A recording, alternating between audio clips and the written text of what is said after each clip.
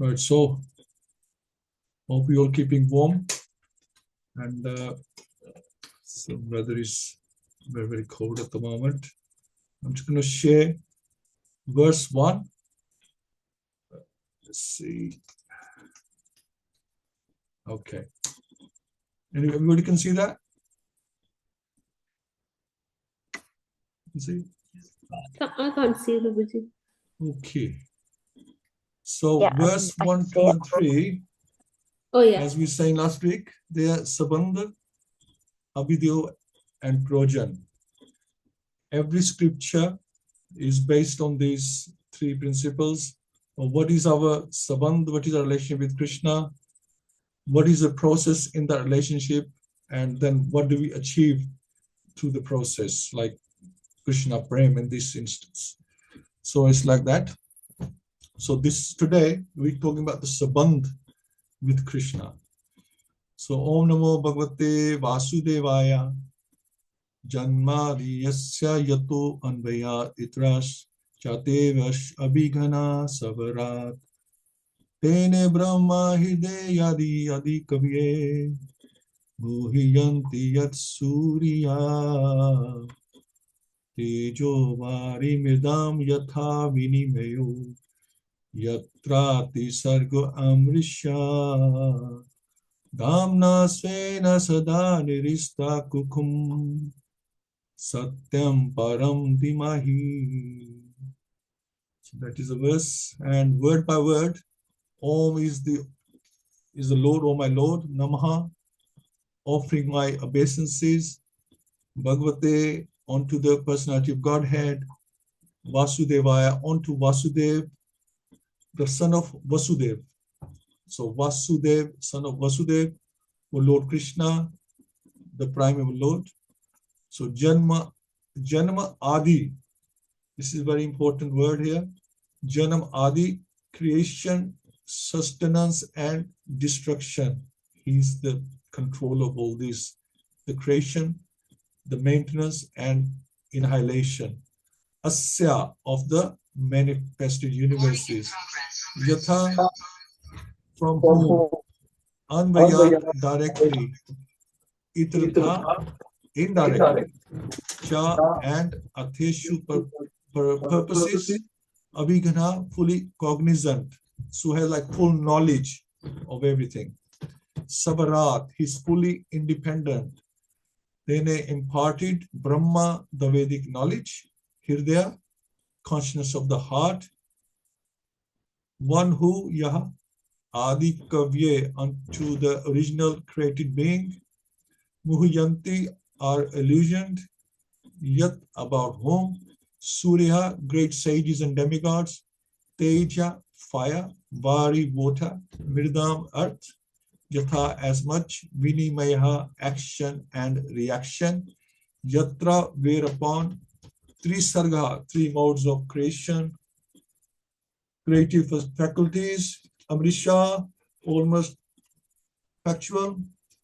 Damna, along with all transcendental paraphernalia. Svena, self-sufficiently. Sada, always. Nirista, negation by absence. Kukam, illusion. Satyam, truth. Param, absolute. Dhimahi, I do meditate upon. So it's a very, very powerful verse. In translation, Srila Prabhupada's translation, Prabhupada ki jai. O my Lord, Sri Krishna, son of Vasudev, O all-pervading personality of Godhead, I offer my respectful obeisances unto you.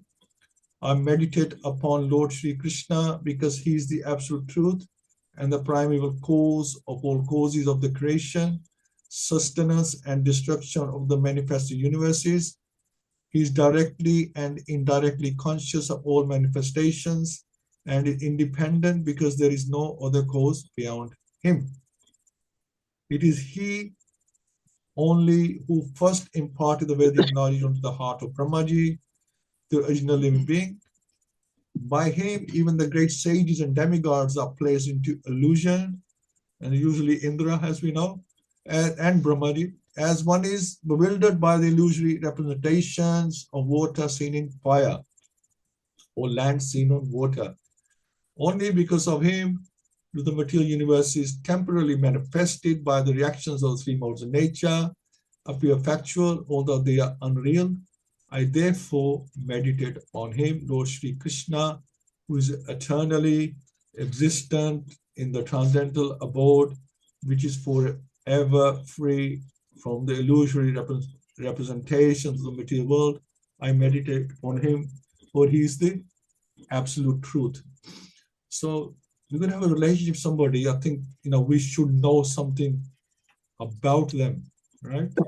So the translation by Srila Prabhupada is, telling us a lot about Krishna, so what he represents. And Srila Prabhupada also explains that Vyasdev is offering his obeisances to Satyam Param, the absolute supreme truth, not to the relative truth, the absolute supreme. Everyone has to offer obeisance to someone, right? Somebody in practical life. At least we have to offer obeisance to the authorities, okay, like the police, or you see the police, show them respect. Judges, government, prime minister, the king, we show them some respect. Your doctor, even, although that's doubtful nowadays, but yeah, any authority, we show some respect. So we can't avoid showing respect. We have to show respect to people. But yet people don't show respect to God. They don't even believe in God. So Srila Prabhupada's argument is then why, if we can't respect our maker, how can we give respect to the other people? And to be honest, that's what's happening nowadays. Even if you go to the doctors, they have a sign saying, please show respect. If you phone the Ashamase, they will say, vulgar language like that, it won't be tolerated. So people, they become atheists. They don't respect God, and they don't respect any authority nowadays. They just not believing in authority. But yet some of us do. Many people have been stopped. They don't respect God, and they just gone down the hierarchy, and they don't show respect to anyone, even to an extent to the parents, right? And relatives, elderly people, they no respect. So that is our position, right? So it says here that Tejo Vari Mridam Yatha Vinimayo Yatrati Sargo Amrisha. So we often obeisance to a temporary manifestation of Tejo Vari Mridam Vinimeha. Teja means fire, Vari means water, and Mrit means earth. So Srila Prabhupada explained that you take earth, mix it with water, put it into fire, then grind it so it becomes mortar and brick. And you prepare a very big skyscraper and offer obeisances there. Yes, such a big house, mine, 3 Sargo Mrisha. So these are like, temporary things, temporary manifestation. We wow, we get bewildered by them. We have for these things, and they are like only temporary, not that relevant things. But explains that there is another place, Damna Savena Narista Kukum. We are offering here obeisance to the brick, stones, iron, just like here in the West. There's so many statues, right? You see maybe a Nelson's column, maybe in Trafalgar Square, or you might see Queen Victoria statue in Birmingham. Everybody, oh wow, this is amazing. Oh, this is so and so. It's Alexander the Great or Julius Caesar. People want to pay respect to them. But when it comes to God, when they see God's deity, people think, oh, nobody wants to pay obeisances, especially in the Western world. I think it's an idol. Why should we pay respect to this? It's meaningless to them. But they're happy to pay respect to the dead, people who have gone. They're happy to pay respect to the statues of the dead people, which once they're gone, really has no value. So this is the illusion that people are living in, right? So Srila Prabhupada explains that Vyasadeva says that I offer my obeisance to Supreme Absolute Truth, Satyam Param Dimahi. There is no more truth beyond that. And as Krishna says in Bhagavad Gita, Matha Parataram Nanyat Kinchit Asti Dhananjaya. That's Bhagavad Gita 7.7.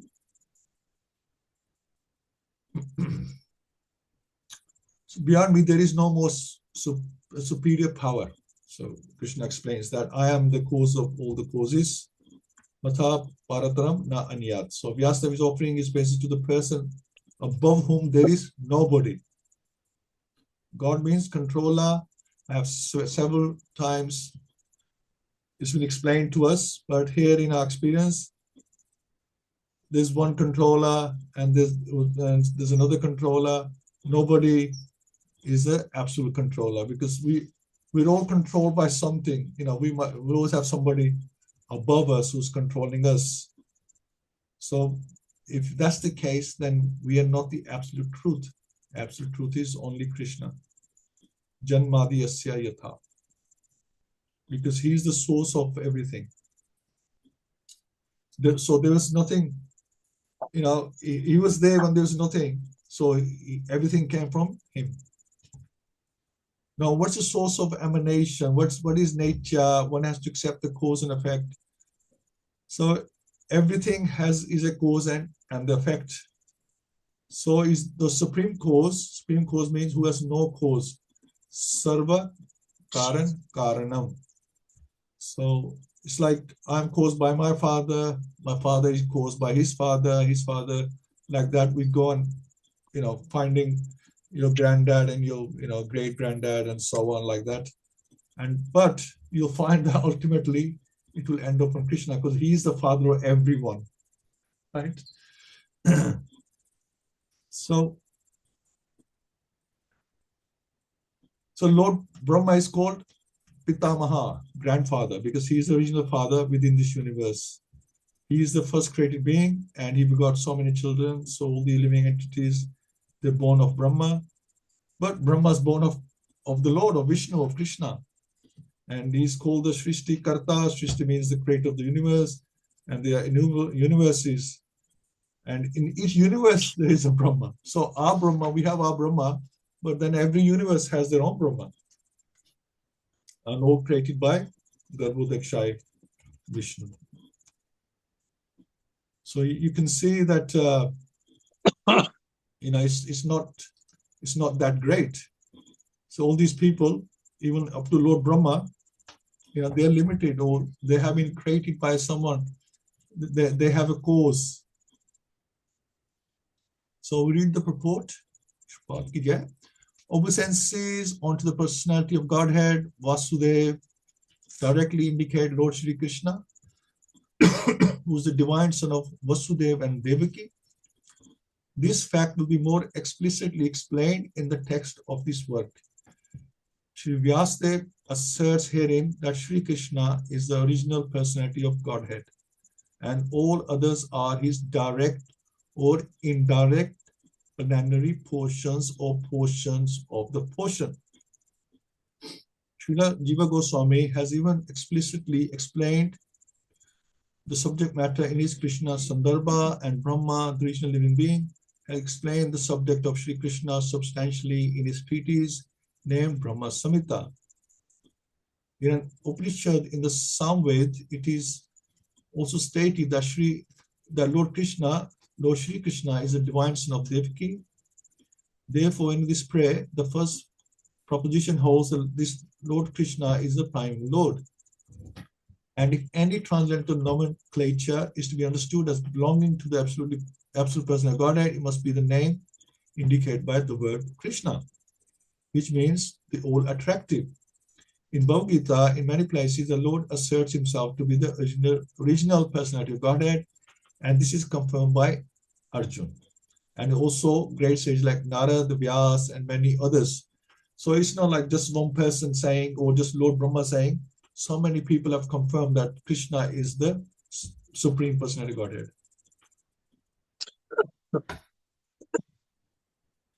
So Vasudeva indicates the plenary portion of the personality of Godhead, and all the different forms of the Lord being identical with Vasudeva are indicated in this text. The name Vasudeva particularly indicates the divine son of Vasudeva and Devaki. Sri Krishna is always meditated upon by Paramahansas, who are perfected ones among those in the renounced order life. So you'll see later on what a Paramahansa is. Paramahansa is the one who's perfected his, who becomes renounced and then perfects that renounced order. Vasudeva, or Lord Sri Krishna, is the cause of all causes. Everything that exists emanates from the Lord. How this is so is explained in later chapters of this work. This work is described by Mahaprabhu Sri Chaitanya as a spotless Puran or Mahapuran, because it contains the transcendental narration of the personality of Godhead, Sri Krishna. The history of the Srimad Bhagavatam is also very glorious. It was compiled by Sri Vyasadeva after he had attained maturity in transcendental knowledge, and is also known as the ripened fruit. So Vyasadeva, when he wrote the Srimad Bhagavatam, he was at his best. That was his best time, because he had already written the Vedas and the Puranas. Everything was done. He was now so much experienced, and he was at a mature stage. He wrote this under the instruction of Sri Naradji, his spiritual master. So he was empowered by Narad as well. Vyasadeva compiled all Vedic literatures containing the 4 divisions of Vedas, Vedanta Sutras, or the Brahma Sutras, the Puranas, the Mahabharata, and so on. But nevertheless, he was not satisfied. His dissatisfaction was observed by his spiritual master, and thus Narad advised him to write on the transcendental activities of Lord Sri Krishna. So Narad had done so much, but yet he just felt there's something missing. He couldn't get inspiration. He said something is not right. And Naradji is always there. Naradji knows that my devotee needs help. And as his spiritual master, he came and advised him. So, and thus Narad advised him to write on the transcendental activities of the Lord Sri Krishna. Until you have glorified Krishna, everything's just dry. Until the glories of Lord Krishna come into play, everything just dry, dry literature. These transcendental activities are described specifically in the 10th canto of this work. But in order to reach to the very substance, one must proceed gradually by developing knowledge of the categories. Excuse me. So it is natural that a philosophical mind wants to know about the origin of creation. At night, he sees the stars in the sky, and he naturally speculates about the inhabitants.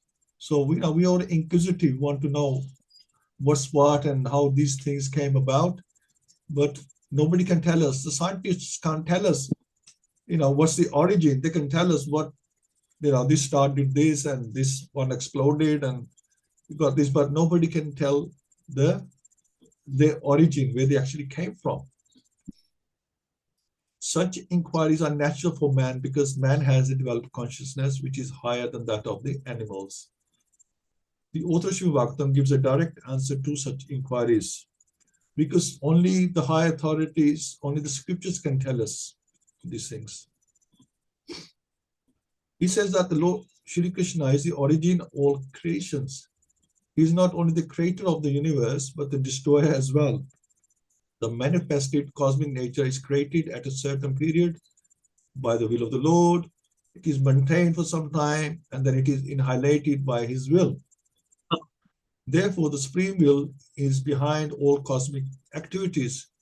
Of course, there are atheists of various categories who don't believe in a creator, but that is due to a profound knowledge. The modern scientists, for example, has created space satellites, and by some arrangement or other, these satellites are thrown into outer space to fly for some time at the control of the scientist who is far away. Similarly, all the universes, the innumerable stars and planets are controlled by the intelligence of the personality Godhead from far away. Remotely, he is controlling everything. right? In Vedic literature, it is said that the absolute truth, personality of Godhead, is the chief amongst all living personalities. All living beings, beginning from the first created being, Brahma, down to the smallest ant, are individual living beings. And above Brahma, there are even other living beings with individual capacities. And the personality of Godhead is also a similar living being. And he's an individual as other living beings, but the Supreme Lord or the Supreme Living Being has the greatest intelligence, and he possesses supermost inconceivable energies of all different varieties. So all the knowledge, all the inconceivable energies, they come from him. So we see down the hierarchy, Brahmaji, Indra, we see they have energies, they have authority, they have control, they have done things, they have created things, but it eventually comes from the cause of all causes, from Krishna, Lord Krishna himself. And then it's like I was listening that we worship Ganesh. He is the remover of all obstacles, of all the hurdles. But where does Ganesh get his energy or strength from, all these powers from? From Krishna in the form of Nrsimhadev. So we as Gaudiya Vaishnavas, we pray to Nrsimhadev to remove all our obstacles. So like confusing. So who do we speak to? Do we speak to Hanuman? Do we speak to Ganesh? Do we speak to Nrsimhadev? Because they're all removing obstacles. Well, Nrsimhadev is an incarnation or deity of Krishna. So he's the one who's helping the other, the Hanuman and Ganesha are not incarnation of Krishna, but they get their power from him. Like that. So if somebody wants to worship Ganesh, that's fine. Worship Hanuman, I do. That's fine. But if I worship Hanuman, I worship him, thank him for everything, and also pray to him, bless us, with the servant mentality and qualities that he has, empower us as well. So we can serve like he serves Lord Ram. That we can serve in the same way. So we can still have, reverence for them, ask them, to give us strength, bless us with that quality as well. So we can serve the Lord, the cause of all causes. That's all. So if a man's brain can produce a space satellite, one can very easily imagine how brains higher than man can produce similarly wonderful things. So if a man has the capability of producing things, imagine what God can do. He has unlimited knowledge and power and brain power. The reasonable person will easily accept this argument, but there are stubborn atheists who would never agree. Srila Vyasadeva, however, at once accepts the supreme intelligence as the Param Ishwar. He offers his respectful obeisance onto the supreme intelligence addressed as the Par or the Param Ishwar or the supreme personality of Godhead, and the Param Ishwar is Shri Krishna as admitted in Bhagavad Gita and other scriptures. So this Ishwaras and Krishna, like we're discussing, Brahma, Shiva, not Ishvara. They are Ishwaras of a universe, of a planet, like that. Whereas the Lord is Param Ishwara. He's the Lord of everything. All the scriptures given by Sri Vyasadeva, and specifically in the Srimad Bhagavatam. In Bhagavad Gita, the Lord says that there is no other para tattva than himself. Therefore, Sri Vyasadeva at once worships the para tattva, Sri Krishna, whose transcendental activities are described in the 10th canto. But we don't jump to the 10th canto. Let's try and build a Sambandha, Avidyo, and Prayojan with Krishna to understand him. Then we can go after, 9 cantos, we can go to the 10th canto and really enjoy that, cherish that relationship. So unscrupulous persons go immediately to the 10th canto. So Srila Prabhupada is saying, and especially to the 5 chapters which describe the Lord's Ras dance. This portion of the Srimad Bhagavatam is the most confidential part.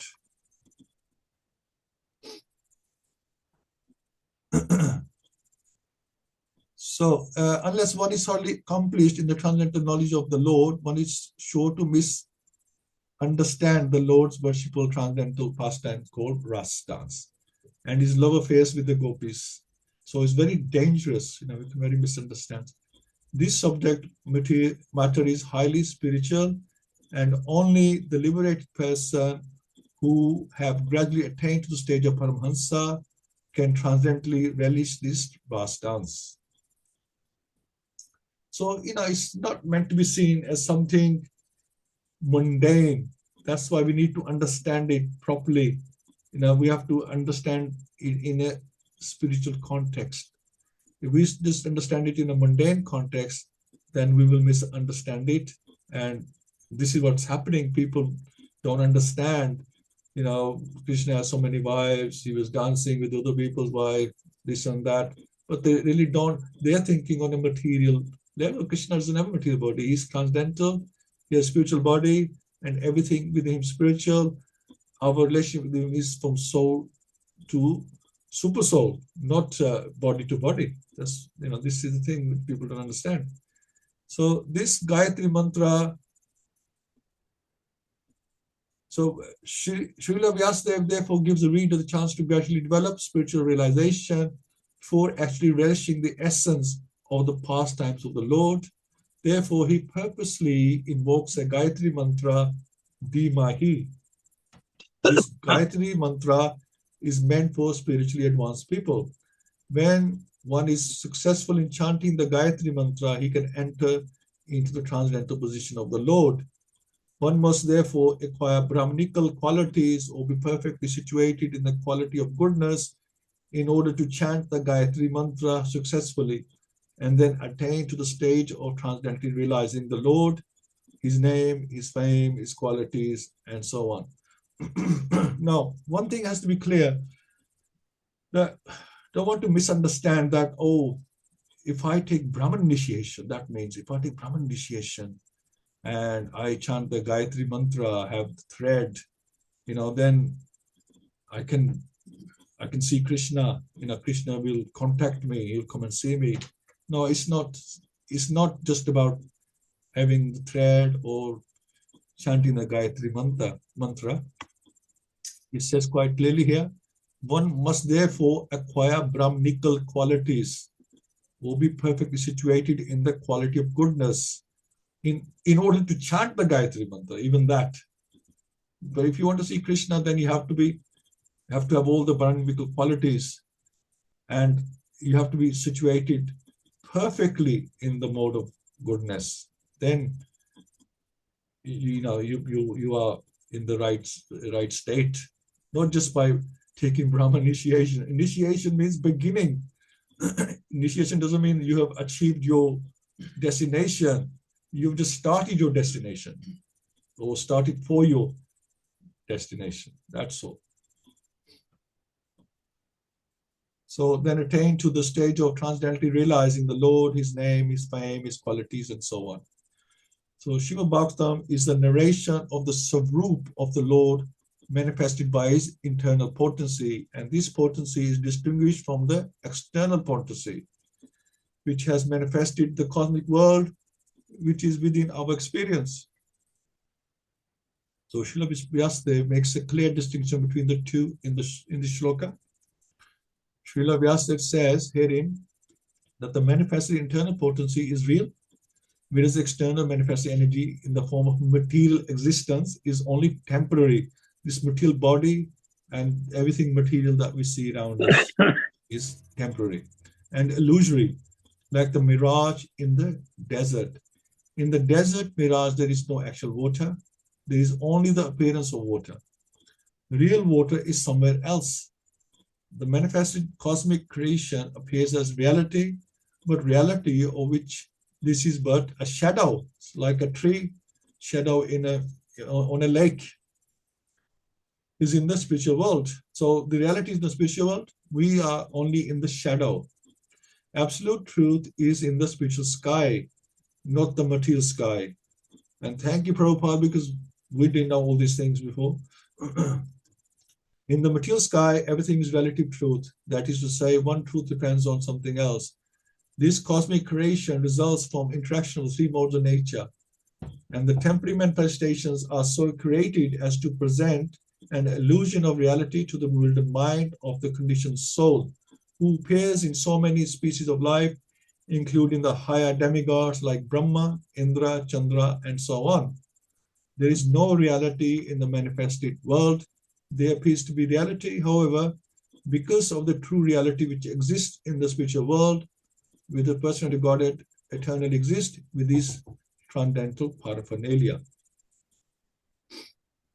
So the chief engineer of a complicated construction does not personally take part in the construction, but he knows every nook and corner because everything is done under his direction. He knows everything about the construction, both directly and indirectly. Similarly, the personal Godhead, who is the supreme engineer of this cosmic creation, knows every nook and corner. All the affairs are being carried out by demigods, beginning from Brahma down to the insignificant ant, and no one is independent in the material creation. The hand of the Lord is seen everywhere. All material elements, as well as all spiritual sparks, emanate from him only, and whatever is created in this material world is but the interaction of two energies, the material and the spiritual, which emanates from the absolute truth. The personality of Godhead, Sri Krishna, a chemist, can manufacture water in the chemical laboratory by mixing hydrogen and oxygen, but in reality, the living entity works in the laboratory under the direction of the Supreme Lord. And the materials with which he works are already supplied by the Lord. We're not creating anything, we're just mixing things. The Lord knows everything directly and indirectly, and is cognizant of all minute details. He knows, he has full knowledge of everything, and is fully independent. He is compared to a mine of gold, and the cosmic creations in so many different forms are compared to objects made from the gold, such as gold rings, necklaces, and so on. So that's all we're doing. We have the ingredients, we just mix them up. The gold ring and the gold necklaces are qualitatively one with the gold in the mind, but quantitatively the gold in the mind is different, because the absolute truth is simultaneously one and different, as Lord Chaitanya has explained to us. Nothing is absolutely equal with the absolute truth, but at the same time, nothing is independent of the absolute truth. So we all part of the absolute truth, but we're not equal or higher than the absolute truth. Neither are any of the demigods. That is the second offense, that don't think that even the demigods are higher or equal to God, but they are similar to him, but not higher. They're similar to matlab ki they are part of Krishna, but they're not higher or equal to him. Conditioned souls, beginning from Brahma, who engineers the entire universe, down to the insignificant ant, are all creating, but none of them is independent of the Supreme Lord. The materialist wrongly thinks that there is no creator than his own self. This is called Maya or illusion. Because of his poor fund of knowledge, the materialist cannot see beyond the purview of his imperfect senses, and thus he thinks that matter automatically takes its own shape without the aid of a superior intelligence. This is refuted in the shloka by Srila Vyasadeva, since the complete whole or the absolute truth is the source of everything. Nothing can be independent of the body of the absolute truth. Whatever happens to the body quickly becomes known to the embodied. Similarly, the creation is the body of the absolute whole. Therefore, the absolute knows everything directly and directly that happens in the creation. So we're running out of time. So I'm just going to try and quickly finish these readings. Very interesting. In the Shruti Mantra, it is also stated that the absolute whole or Brahman is the ultimate source of everything. Everything emanates from him, and everything is maintained by him. And at the end, everything enters into him. That is the law of nature. And Smriti Mantra, the same is confirmed.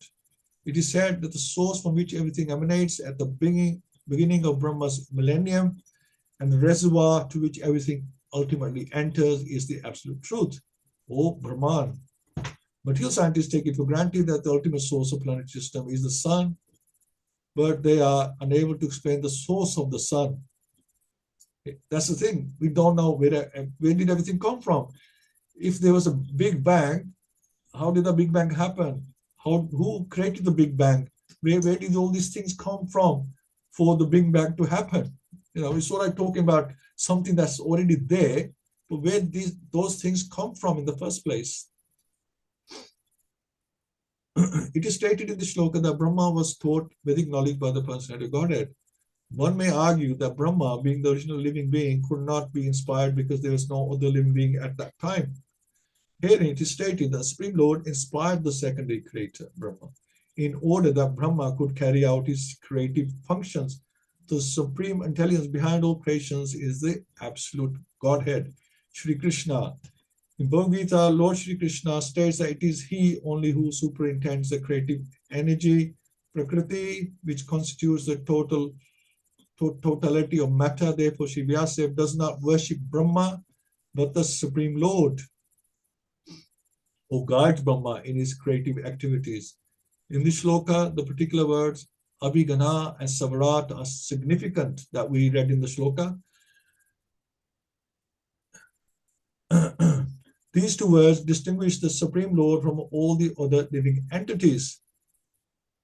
No other living entity is Abhigna or Savarat, that no one is either full of knowledge, they have complete knowledge of everything, or no one is fully independent. And we think we are fully independent, then that is our mistake and we are foolish, because we are not independent. We don't have full independence over anything. Even Brahma has to meditate upon the Supreme Lord in order to create. Even he is not independent. He needs help. Then what to speak of great scientists like Einstein? The brains of such a scientist are certainly not the products of any human being. So Srila Prabhupada is complimenting Einstein here. Scientists cannot manufacture such a brain, and what to speak of foolish atheists who defy the authority of the Lord. Even Mayavadi impersonalists who flatter themselves that they can become one with the Lord are neither Abhigna nor Savrat. Such impersonalists undergo severe austerities to acquire knowledge, to become one with the Lord, but ultimately they become independent on some rich disciple who supplies them with money to build monasteries and temples. Atheists like Ravan or Hiranyakashipu had to undergo severe penances before they could flute the authority of the Lord, but ultimately they were rendered helpless and could not save themselves when the Lord appeared before them as cruel death. This is also the case with the modern atheists who also dare to flute the authority of the Lord. Such atheists will be dealt with similarly, for history repeats itself. Whenever man neglects the authority of the Lord, nature and the laws are there to penalize them. This is confirmed in Bhagavad Gita 4.7 in the well-known verse, Yada Yada Hi Dharmasya Glarim Bhaktivedanta.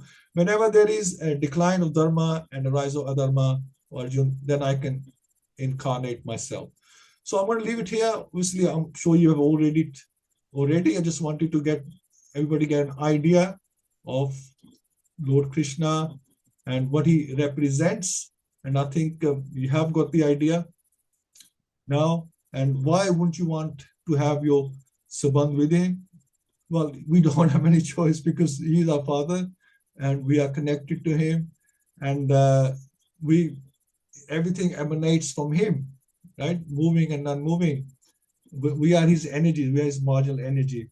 So we cannot escape that fact anyway. But we have forgotten it and we have to just revive it. We have to just, for now, accept it. And then eventually, when we do the process, we will remember. We have a memory loss situation at the moment, but eventually the memory will return, and then we can connect with Krishna. So thank you so much. I'd just like to hear from your sides as well. Okay, maybe we can start with Kiran Prabhu. Hare Krishna Prabhu. Hare Krishna, everybody. Lovely class. Thank you. You know, in the Bhagavad Gita, chapter 10, Krishna reveals to Arjun, I'm going to tell you something that will give you joy. And he tells him, this is my opulence. And he reveals to him everything that Arjun was already quite manifested as a divine, but all the qualities that he needed to know about Krishna were imparted to him then. But we can see that where the Bhagavad Gita leaves off, Krishna's teachings, learnings, not only to Arjun, but to the whole of humanity, it continues because the Srimad Bhagavatam is Krishna himself revealing his opulences to all of us. He is, of course, the absolute, undeniable truth, the ultimate source of everything. Everything emanates from him. No blade of grass moves or even quivers without his will. And he is omnipresent, omniscient, and omnipotent in the whole of the cosmos. He creates everything. Brahma's ego was shattered when he was shown that he is not the only creator, that there are multiverses, that there are many, many different cosmoses, there's many, many universes, and hence we are just an insignificant part of this whole manifestation of Krishna's Leela. And, you know, the way I see it is, you know, Krishna is independent. We are dependent. We have to drop ourselves at his feet and become dependent upon his mercy. This Maya is just illusory. This whole thing is illusory. The only thing that is permanent is the divine feet of the Lord. And that's what should be our journey's end. Krishna clearly says that no one understands him, not even the mystics, not even the sages, not even the demigods. I, myself, know myself other than myself. And I think that it should be a lesson in itself to say, look, everything is the source of Krishna. He creates all the elements of the material nature. These are only illusory anyway.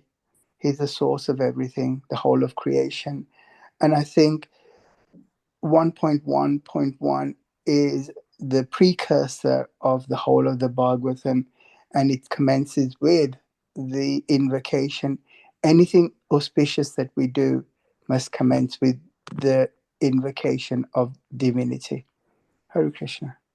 Thank you so much, Prabhu. Yes, wonderful. Yeah, it'd be nice if people could understand that, and they could really not waste the opportunity of what is available right now. This is amazing, especially what Prabhupada has given us, the knowledge he's provided us.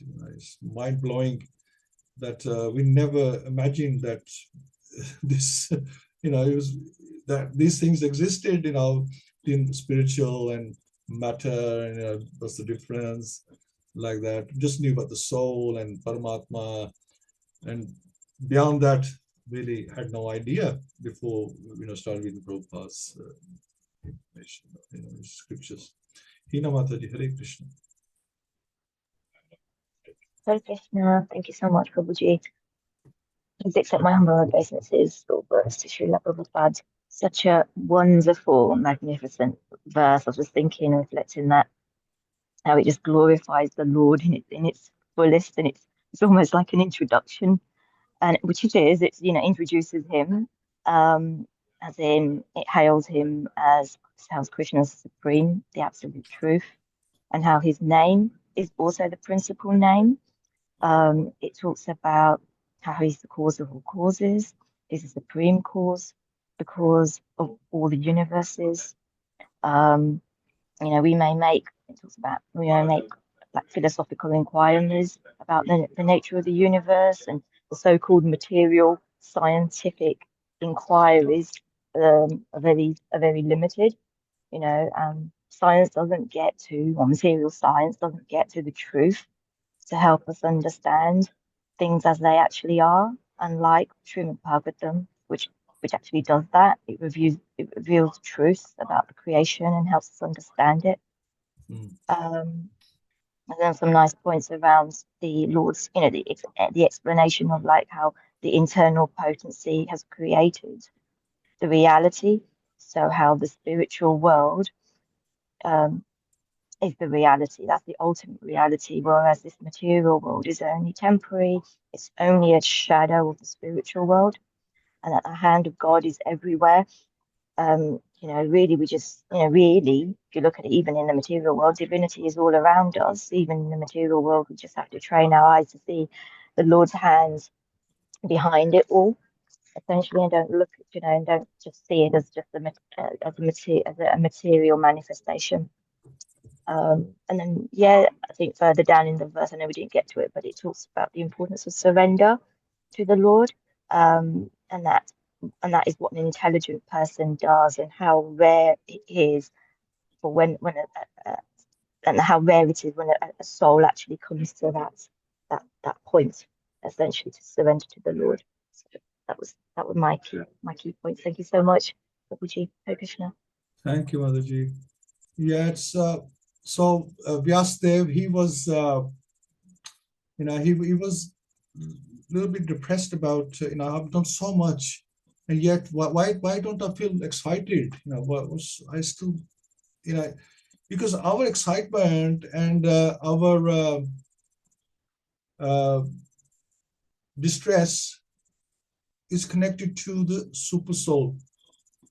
When we do something wrong, the super soul is not happy, right? The super soul is not happy, and that is unhappiness rubs off on our soul. And sometimes we think, like our conscious is like telling us off that you shouldn't have done this, you should have said that, like that, because the super soul is not happy. But then that automatically we are not happy, because there's something like eating us from inside that I've done this, I shouldn't have done this. Like at least most people that is the case.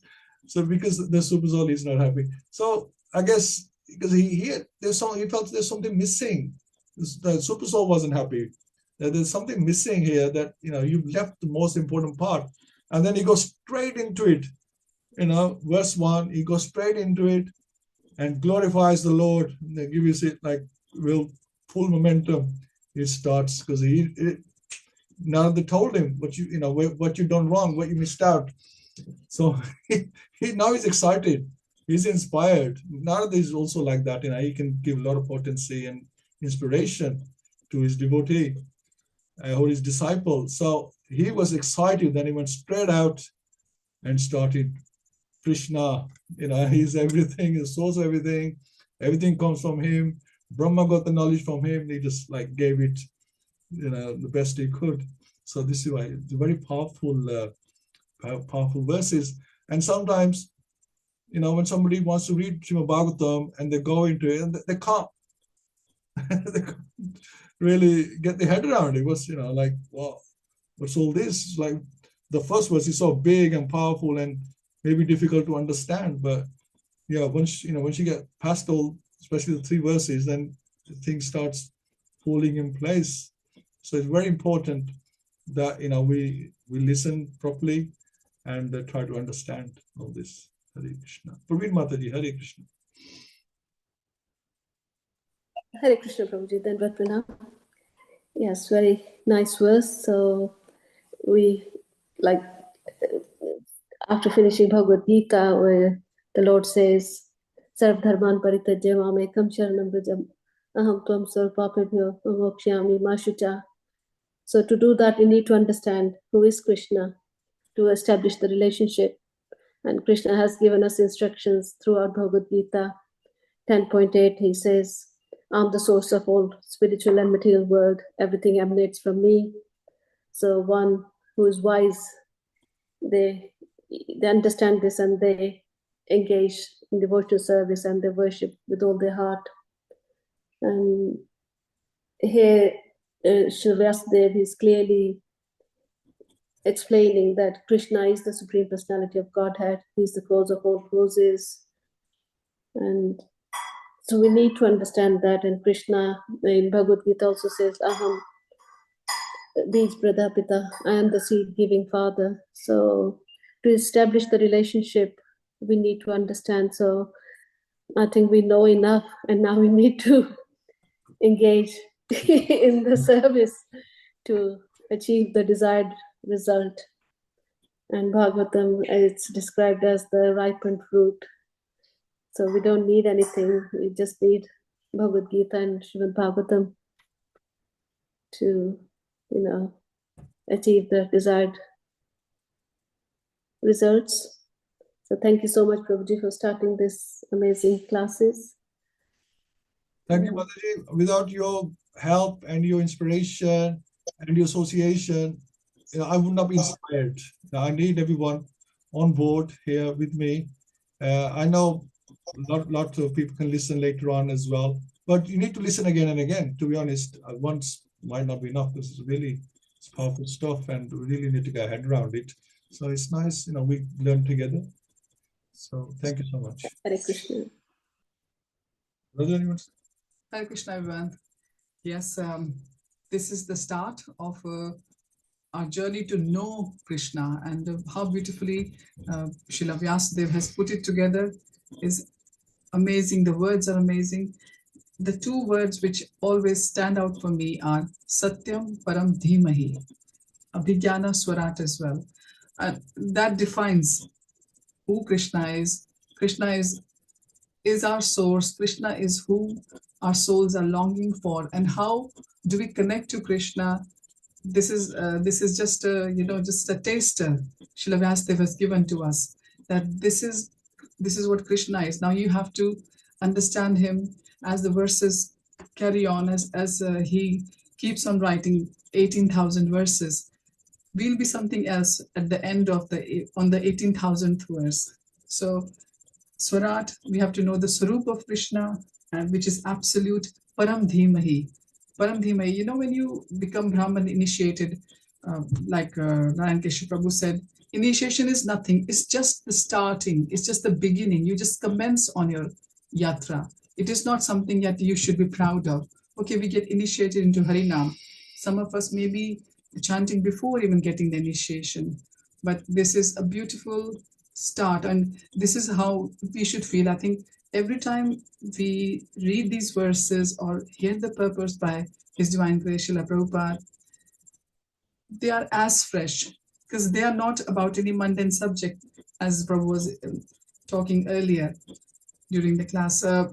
The subject is ever fresh. It's the source. It's the source of everything. And I just pray to Krishna that, and pray to Srila Narad Dev Ji as well, that as he inspired Vyasadeva, he has mercy on us, that we can relish this Amala Puran, which never gets spoiled, which is always fresh, always tasty, always nectarian, that we get the taste to hear about this every time we hear, or every time we read, or every time we discuss. It stays fresh in our minds, and every time we realize more and more. So these are my prayers today. Hare Krishna. Oh, thank you so much. Yeah, Prabhupada says you can invite Narad Muni. He used to come and see Srila Prabhupada. Says you can invite him. And obviously we need those qualities. We're going to build those qualities before we can take his association. So yeah, we can invite him. So thank you all so much. We'll catch up on Friday, and we'll do verse 2, and then Monday we'll do verse 3.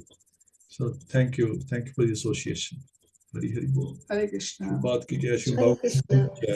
Thank you. Yeah.